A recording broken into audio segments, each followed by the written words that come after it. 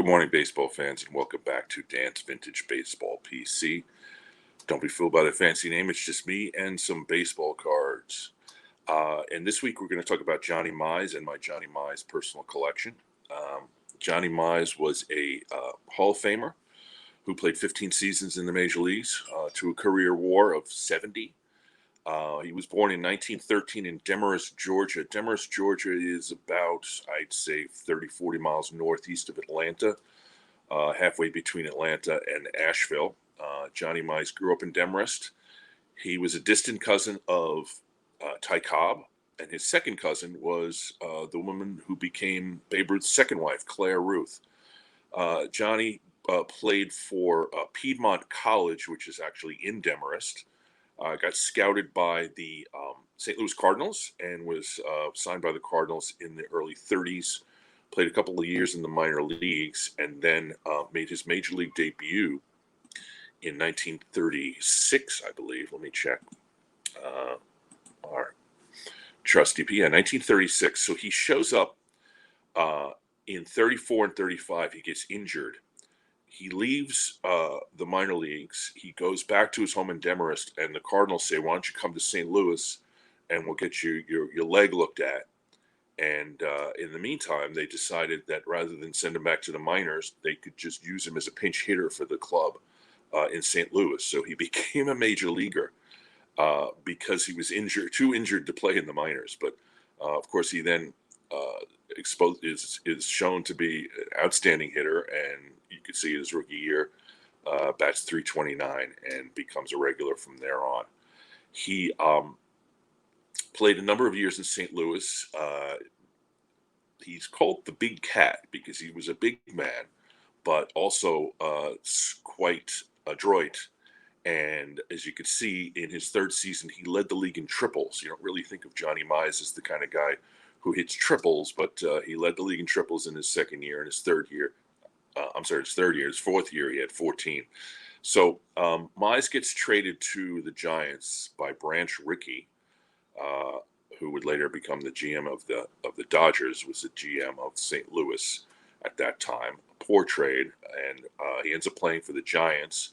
And as you can see, in the 3 years of the war, he's not playing in the major leagues. He enlisted in the Navy. He spent those 3 years in the United States at the naval base in Michigan, I believe it was. Played baseball. His teammates included Pee Wee Reese and Phil Rizzuto. He returned to the major leagues in 1946, had a solid year, but then 47 and 48, he had MVP quality seasons. Led the league in home runs 4 times, twice in the tail end of his career when he was tied with Ralph Kiner both of those years. As he aged, he ended up being traded to the Yankees in the tail end of 1949, and from 49 to 53, his final 5 seasons in the major leagues, he was a part-time player with the Yankees and got 5 World Series rings. As you can see, in 1950, he had 25 home runs. I believe it's the 1952 World Series where he hit 3 home runs in the World Series. So let's look at the cards we have here. This is my Johnny Mize flagship collection. His first flagship card is the 1948 Bowman. As you can see, it's called his quote-unquote rookie. Of course, he'd been playing at that point for over 10 seasons. The next card is the 49 Leaf, which, as you can see, I got a nice mid-grade version of that.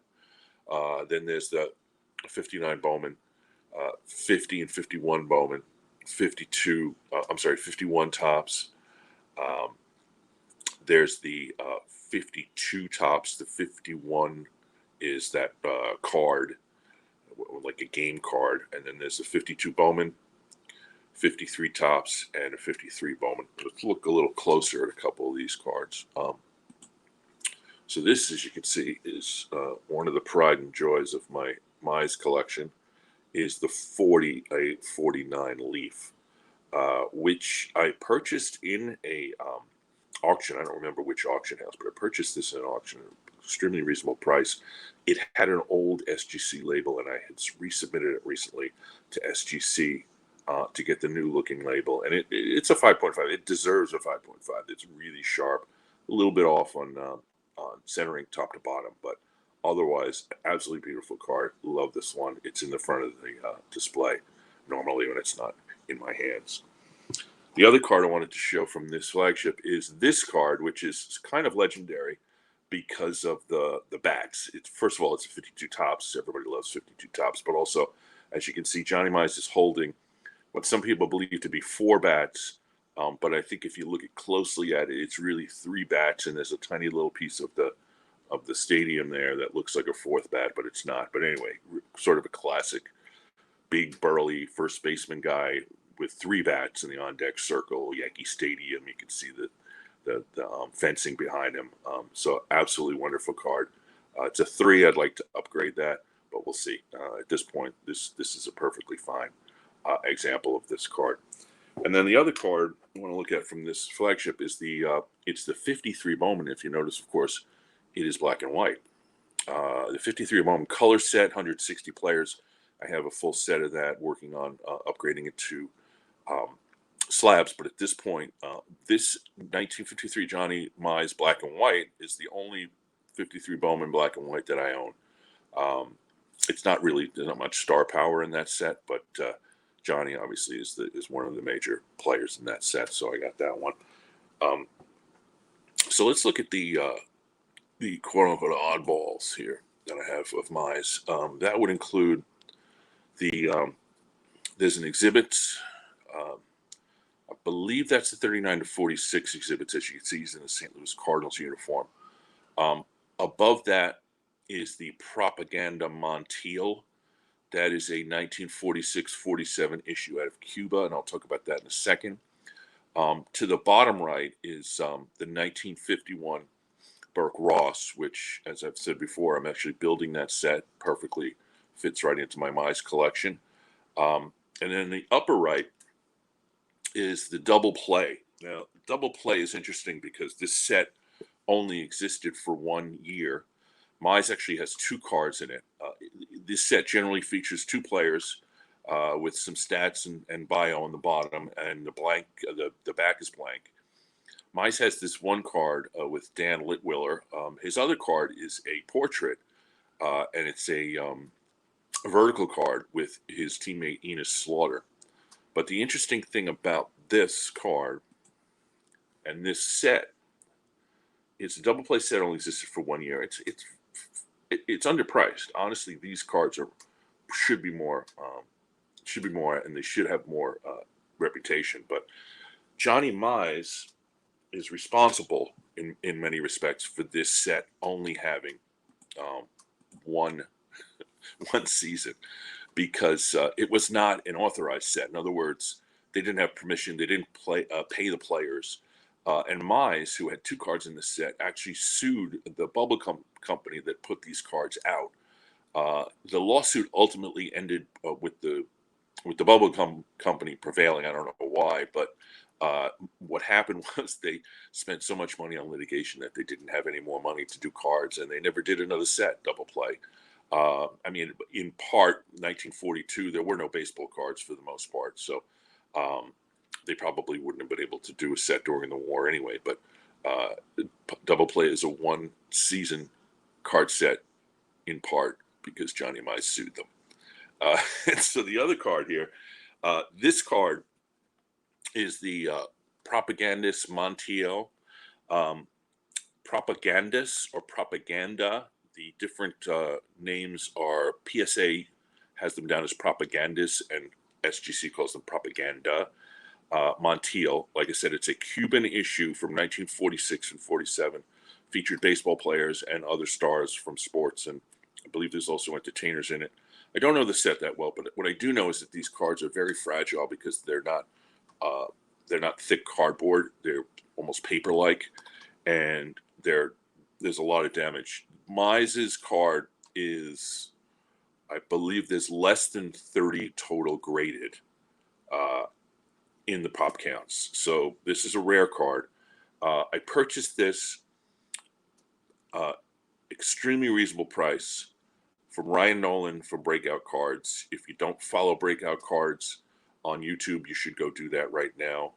Ryan is terrific in terms of his, I guess his broadcasts, so to speak, from different card shows.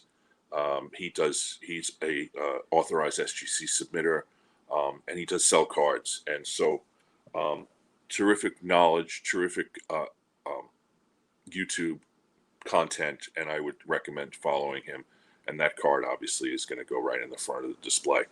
So this is about all you get out of the Mize collection, because he played in years in the 30s and 40s when they didn't have cards. But like I said, in the period of time during the heyday of cards in the late 40s, early 50s, he's got one in every set.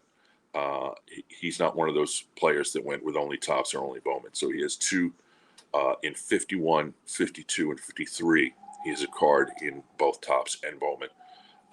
Apparently didn't like having his picture taken because, as you can see, the 48 and 49 Bowman are the same photograph.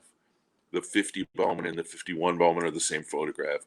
And even the 51 tops uses that photograph in the card set in 51 is also the same photograph in 52. The only card that I do not have is this card, which is the 1936 R312, which in some circles is called the Johnny Mize rookie card, and it should be, because 1936 was in fact his rookie season. Hard to find card. I know some people who do have it. I've never been able to acquire it. To be perfectly honest, I'm not incredibly, I don't like the card that much. I think the red coloring, particularly on his lips where it looks like he's wearing lipstick, is kind of ridiculous. But anyway, I suppose at some point I will get that card. But for now, I'm pretty happy with the Mize collection. So that's the Johnny Mize episode. We'll be doing some other things in the future next week. I'm not sure what I'm going to do next week. I just completed both the Feller and the Furillo complete personal collections. So it could be one of those two, or we could be getting a super collector. I'm trying to work on some of those too. Those haven't happened yet, but they will. So anyway, thanks for tuning in. This has been Dan's Vintage Baseball PC, and we'll see you next week.